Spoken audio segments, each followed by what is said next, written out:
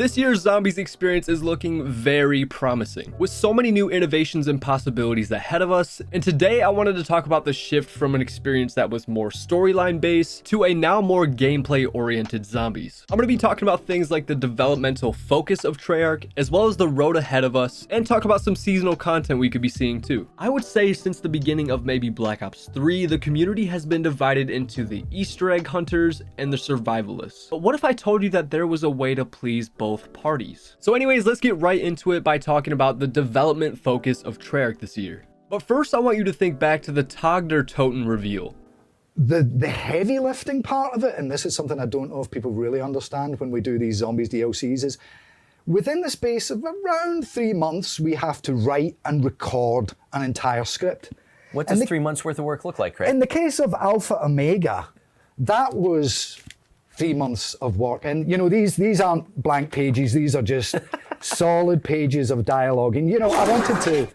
That was a nice sound. Because we mentioned it last time, the sheer volume of writing work and recording work that went into it. And because of the nature of Zombies, I don't think people realize what 5,500 lines looks like. Yeah. That's what it looks like. It also looks like bags under my eyes. Craig Houston shows us the book of dialogue that he wrote for the characters in Alpha Omega. And I can't even imagine how much time that actually took to write. Especially when you think about the fact that the player can just turn off voice audio and none of that matters anyway. And besides that, I think it's pretty crazy that that much time went into the dialogue, and I could probably tell you maybe 3 quotes from the entirety of Black Ops 4. But as we've seen from the reveal, Cold War doesn't exactly have a set roster of characters. Now sure, we might lose that interaction from character to character, but think about it like this. What if less character quotes actually gave Treyarch more time to focus on other assets? Let's compare this to a map like, say, Shadows of Evil. If you've been watching Noah react to the Shadows of Evil speedruns, you'll find that the characters have less dialogue than they usually do in Zombies. And the map itself actually gained more character because of this. The intro prologue actually provided the most development for the story,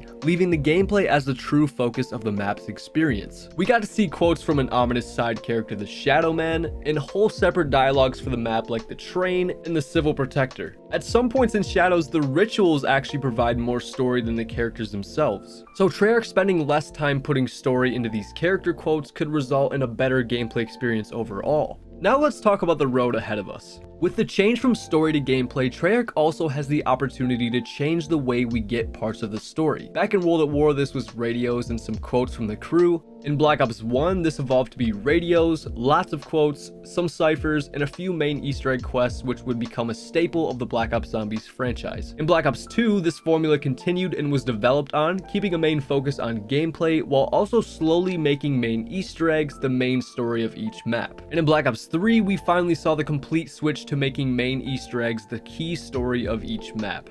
But they didn't take over the maps themselves, as the maps had an immense focus on gameplay still, and a lot of the story for the maps, while told in classic methods of radios and quotes and ciphers, were actually focused around the maps themselves. Take Der Eisendrache for example. We had of course the main storyline which takes place over the course of the Easter egg, but we also had the story of the castle in which the map took place, told through ciphers and radios, giving more character to the map and allowing all kinds of players, both those who love Easter eggs and casuals who love gameplay, to find the story of the map just by playing. Black Ops 4 focused too much on telling the story through the main quest on each map, which took the storyline out of the hands of the casual players and put it into the hands of the more hardcore players who focused on and loved beating the Easter eggs, which was not the right move to keep the community engaged and involved in the story. So as Black Ops Cold War approaches, Treyarch now has the ability to take all that they've learned through 12 years of feeding a storyline and change the formula entirely. They could try to replicate Black Ops 3's approach to storyline, where both casual and hardcore players could work together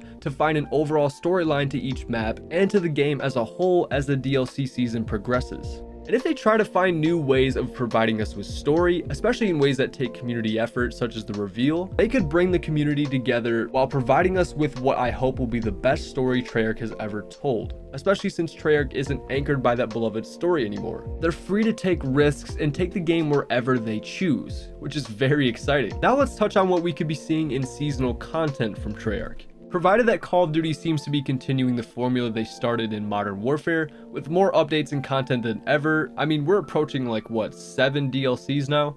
we can take a look at Cold War Zombies in a similar light. Zombies could have more maps coming each season or even each month. Take the custom Zombies map Daybreak, for example. It's a small, fun to play survival map with a short but intense Easter egg quest. And maybe even with no Easter egg at all, I would love to see stuff like this coming to us each month. Think about the fact that if only a handful of people can put together a map as polished and as fun as Daybreak, imagine what a whole studio could do. I don't know about you guys, but I don't want to see the leftover assets used for whole DLCs and full map experiences like we saw throughout the entirety of Black Ops 4. And from a storyline standpoint, maybe these smaller maps could take place in the Dark Aether, where the Aether is all jumbled together or something. Maybe even giving them more replayability by implementing a custom mutations or custom games for these side experiences. I really think that this could make this Treyarch game the best Call of Duty Zombies we've ever seen, even better than Black Ops 3. Treyarch has a lot of opportunity to make something truly special this year, and I personally can't wait to see what they've brought to the table. Well, ladies and gentlemen, that's going to be our video for today. If you guys enjoyed the video, please remember to hit that like button. It really helps me determine what you guys like seeing on this channel. What are your thoughts on all this? I'd love to know down in the comments below, as well as your predictions for this year's Call of Duty. Subscribe for more content like this, and I will see you guys in the next one.